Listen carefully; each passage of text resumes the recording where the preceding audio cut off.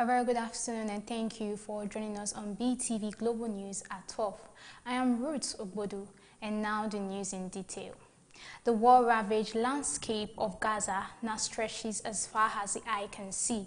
Its neighborhoods reduced to rubble as Israeli forces hold their positions along a fragile ceasefire line, and the world's power struggle to shape what comes next. The report. From an embankment overlooking Gaza City, the devastation is total. The once bustling neighborhoods from Beit Hanun to Gaza City now lie flattened into a grey expanse of rubble, with few landmarks left to show where entire communities once stood. This area was among the first entered by Israeli troops in the early weeks of the war and has since been repeatedly retaken as Hamas fighters regroup. Journalists were allowed a brief, highly controlled visit to part of the Strip now under Israeli control, with military officials present throughout and no access to local Palestinians. An Israeli military spokesperson said the destruction was not intentional, but a consequence of effort to dismantle what the army described as a dense web of tunnels, booby-trapped houses, and weapons cache. Officials said the goal remains to eliminate threats to Israel's civilians after the Hamas attack of 7th October 2023, which left over 1,100 people dead and hundreds taken hostage. In response, more than 68,000 Palestinians have since been killed, according to Gaza's health ministry. The visit took place near what Israel calls the Yellow Line, a boundary derived from a peace plan by U.S. President Donald Trump, separating Israeli and Hamas-controlled zone. Israeli troops have marked parts of this line with blocks to warn civilians and Hamas fighters. Despite a month-long ceasefire, Israeli forces said they still engage in clashes with Hamas daily along the line, while Hamas accuses Israel of multiple ceasefire violations that have left hundreds dead. The next phase of the U.S.-led peace plan calls for Hamas to disarm and hand control to a Palestine committee supervised by international representatives, including Trump. However, Israeli officials said Hamas is rearming and consolidating power instead of complying. They allege that the group continues to use intimidation to maintain control in Gaza. The army also revealed maps of what is described as an extensive underground tunnel system beneath the ruins, some of which have been destroyed and others still being searched. Meanwhile, the United States has circulated a draft UN resolution proposing a 2-year mandate for an international stabilization force to secure Gaza and oversee Hamas disarmament. Key questions remain unanswered, including which nations will provide troops, when Israel will withdraw, and how Gaza interim administration will be chosen. Trump has presented his vision of rebuilding Gaza as a modern regional hub supported by foreign investment. But that vision contrasts starkly with the reality of the ground, a flattened territory struggling to imagine its future amid the ruins.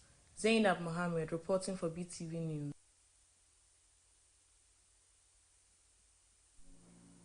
The U.S. Supreme Court on Wednesday held a major case challenging President Donald Trump's broad use of tariffs, with several justices questioning whether he exceeded his authority under emergency powers.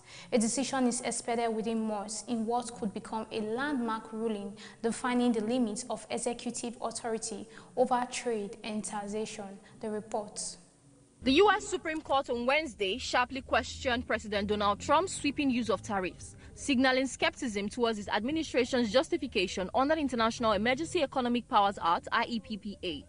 The case, which carries major implications for presidential authority and the global economy, challenges Trump's decision to impose tariffs of up to 50% on goods from nearly every country. Several conservative justices, including Amy Coney Barrett and Chief Justice John Roberts, expressed doubts about whether the 1977 law gives the president such expansive power. Barrett questioned why so many countries were included in the tariff list, while Roberts warned that endorsing Trump's interpretation could allow presidents to impose tariffs on any product from any country in any amount. The justification is being used for a power to impose tariffs on any product from any country in any amount for any length of time. And the basis for the claim seems to be a misfit. It's pretty clear that Congress was trying to constrain the emergency powers of the president. The Trump administration argued that the tariffs were necessary to protect U.S. industry and address crises such as drug trafficking and trade deficits, calling them regulatory rather than revenue-raising taxes. However, Lawyers of states and private businesses countered that Congress never intended to give the president open-ended authority to override trade rules. The justices appeared most concerned with the distinction between tariffs and taxes, traditionally a congressional power. Justice Sonia Sotomayor flatly stated that tariffs are exactly what they are, taxes. Billions of dollars in tariffs payments hang in the balance. A ruling against the administration could force refunds of up to $19 billion already collected, with potential exposure reaching $1 trillion if the case drags into mid-2025. The hearing, lasting nearly 3 hours, drew a packed courtroom and small business owners affected by the levies. Many, like entrepreneur Sarah Wells, said they hope the court would curb what they see as an abuse of presidential power. But after years of growth, my business has ground to a halt because tariffs are driving up my costs. Tariffs trickle down to the people, and they are crushing us. A decision is expected within months in what could become a landmark ruling defining the limits of executive authority over trade and taxation. Temitope Oluwafemi reporting for BeeTv News. The Federal Aviation Administration has announced plans to reduce air traffic by 10% across 40 high-volume airports beginning Friday morning, citing safety concerns arising from the ongoing federal government shutdown. The report. According to the FAA, the temporary reduction in flights is necessary to ensure that safety standards are maintained despite staffing shortages caused by the shutdown. The measure will primarily affect major airports in cities such as New York, Atlanta, Chicago, and Los Angeles locations that handle some of the nation's busiest air traffic. While we remain committed to the safety of passengers and crews, the current staffing situation makes it necessary to scale back flight operations. An FAA spokesperson said Thursday, "We are working closely with airlines and airport authorities to minimize disruption." Air traffic controllers, safety inspectors, and other essential aviation personnel have been working without pay, prompting growing concern about fatigue and operational efficiency. Airlines have begun adjusting their schedules in response to the FAA directive, with some carriers warning passengers to expect delays and possible cancellations. Travel industry expert predicts that the move could have ripple effects across the transportation sector, especially with the upcoming weekend travel surge. The Transportation Secretary urged both passengers and airlines to exercise patience and understanding as the government works towards resolving the shutdown. The FAA stated that normal operations will resume once funding is restored and staffing levels return to standard capacity. Evelyn Isabelle reporting for BeeTv News.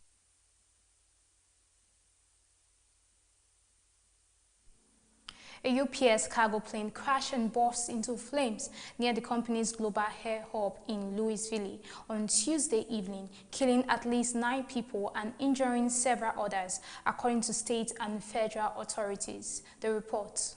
The McDonnell Douglas MD-11F aircraft, operated by United Parcel Service, had just taken off from Louisville Muhammad Ali International Airport around 5:15 p.m. local time when it experienced catastrophic mechanical failure. Witnesses reported seeing flames trailing from one of the engines moments before the plane plunged into an industrial area and exploded in a massive fireball. Officials said the aircraft narrowly missed striking a Ford Motor Company assembly plant and a nearby convention center, both located less than a mile from the crash sites. This could have been far worse, said Louisville Mayor Craig Greenberg at a late-night briefing.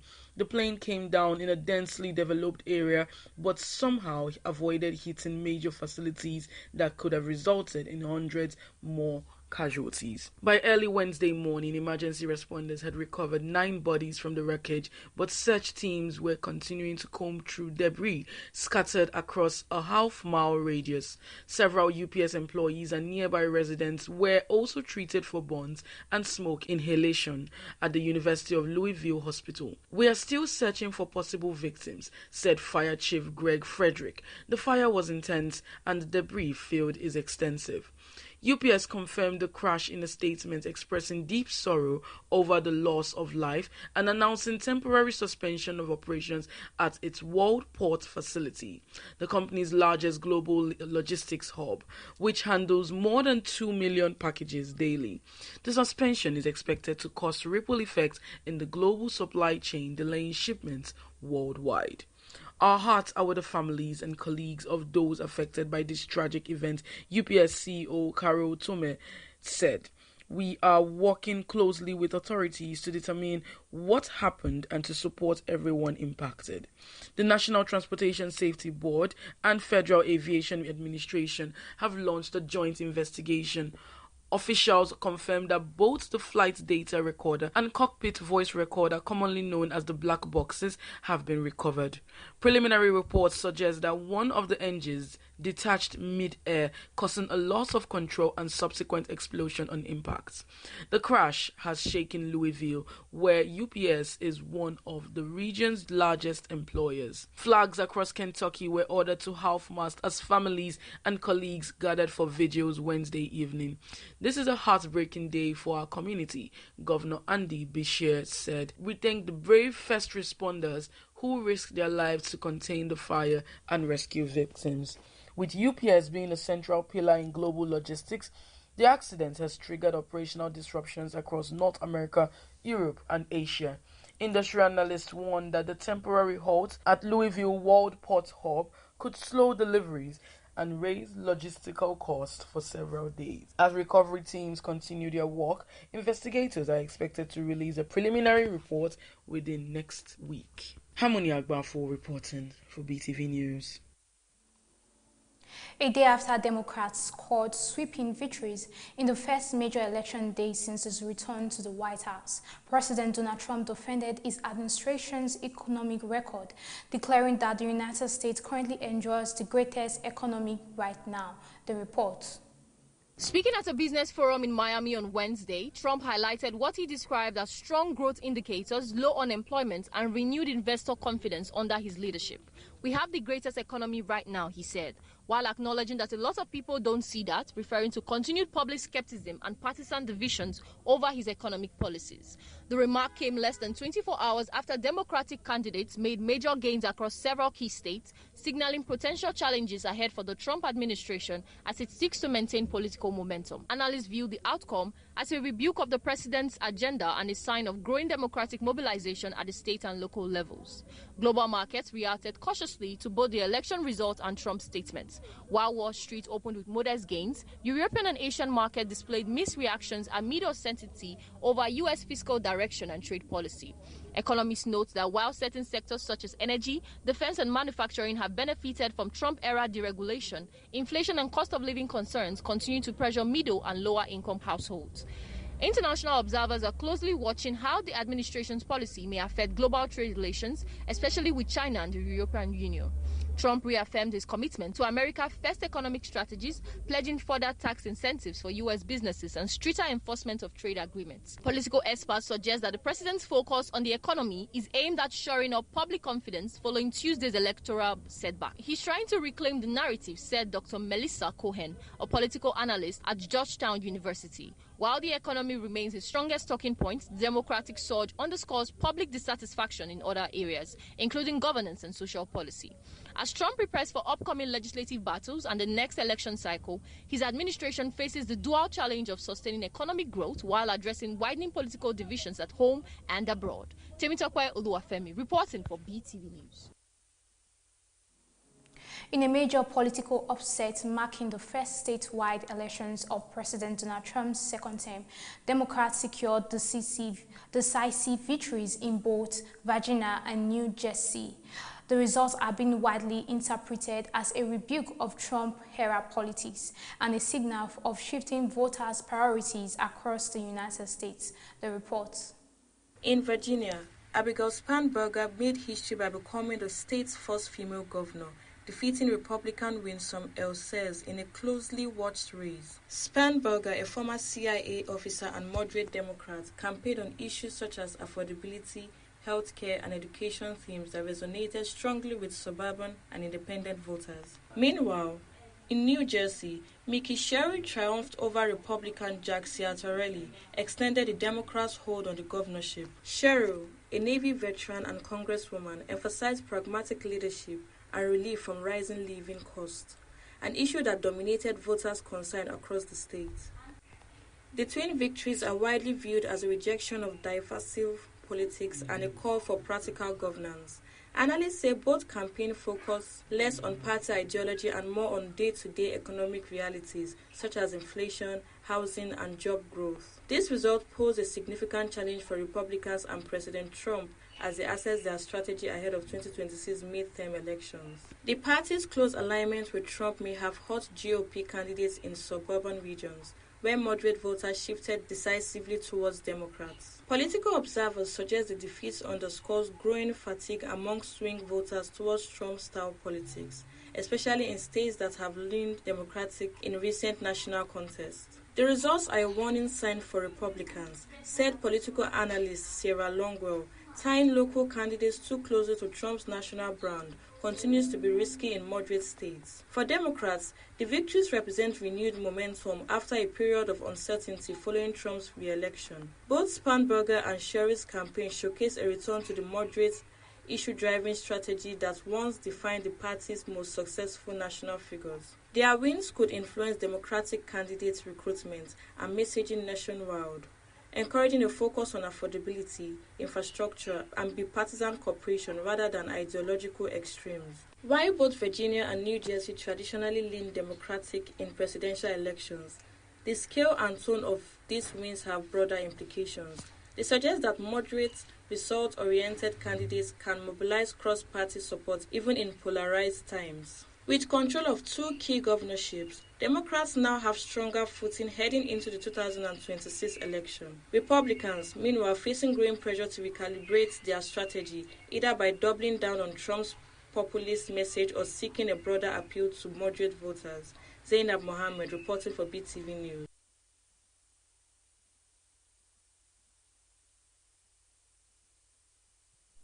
And now to the business news. The chairman of the OPEC Board of Governors for 2025, Adeyemi Bello, has urged Nigeria oil producers to prioritize domestic refining and value creation instead of exporting raw crude.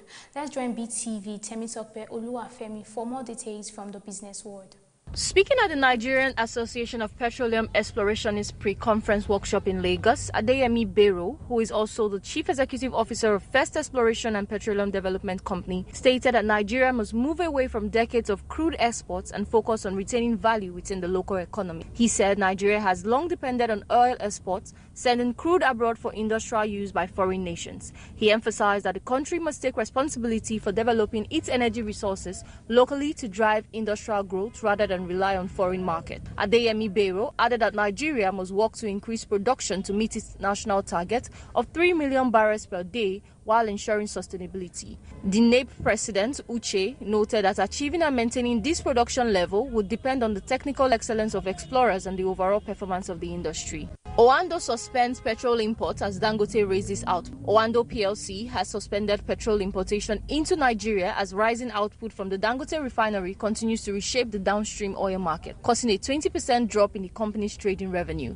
In its half-year and 9 months 2025 financial report, Oando stated that its trading segment faced headwinds due to declining premium motor spirit imports following the increased domestic refining capacity. The company said the development, while positive for Nigeria's energy security and self-sufficiency, exerted pressure on its revenue and group top line. To mitigate the impact, Oando diversified crude offtake sources, optimized trade flows, and expanded into new commodities such as liquefied natural gas. The Dangote refinery, which began production in 2024, now supplies most of Nigeria's petrol and diesel needs from its 650,000 barrels per day capacity, significantly reducing fuel import dependence. Last week, the federal government introduced a 15% impute duty on petrol and diesel to discourage fuel imports and protect local refineries. Analysts said that the new tariff, combined with Dangote's increased output, would gradually push importers out of the market. Food and beverage imports rose to 677.3 billion naira in the first half of 2025,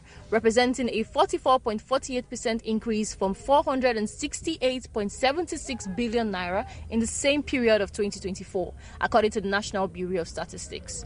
Data showed that while imports of primary food and beverages for household consumption surged, processed food and beverage import for households slightly declined by 1.85% from 699.58 billion naira naira in H1 2024 to 686.81 billion naira in H1 2025. Primary food and beverage imports for industrial use grew by 1.37% from 969.22 billion naira to 982.49 billion naira, while processed imports for industrial use increased by 7.28% from 984.16 billion naira to 1.6 trillion naira. Members of the organized private sector attributed the surge in imports to weak local production, insecurity, inconsistent agricultural policies, and consumer preference for imported goods. Despite the import surge, food inflation dropped to 16.87% in September 2025 from 37.77% in September 2024. However, stakeholders warned that continued policy inconsistency and production challenges could worsen food insecurity. Nigeria's agricultural import bill reached 2.22 trillion naira in the first half of 2025, reflecting rising dependence on foreign food supply. Temitope Oluwafemi reporting for BeeTv News. And now to sports. British number ones Jack Draper and Ima Raducanu could partner each other in a mixed doubles after agreeing to play at next year's United Cup in Australia. Great Britain, Poland, and Australia are the first three teams to be confirmed for the mixed team event, which will take place in the Perth and Sydney from 2 to 11th January, the week before the Australian Open. Draper pulled out of the 2025 event with injury before Britain excited at the quarterfinals, while 2026 will be Raducanu's United Cup debuts. 18 teams, each featuring up to 3 male and 3 female players, will be split into 6 groups of 3, with teams playing those in their groups in a round-robin format. Each tie will comprise 1 men's singles and 1 women's singles match, featuring the number 1 ranked singles players, and 1 mixed doubles match. Draper and Raducanu could partner in the doubles, though it is likely team organizer will select 2 doubles specialists for the squad.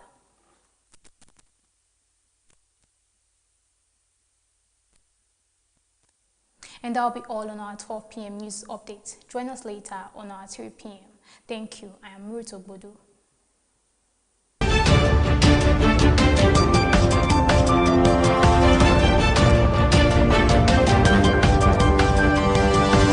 You're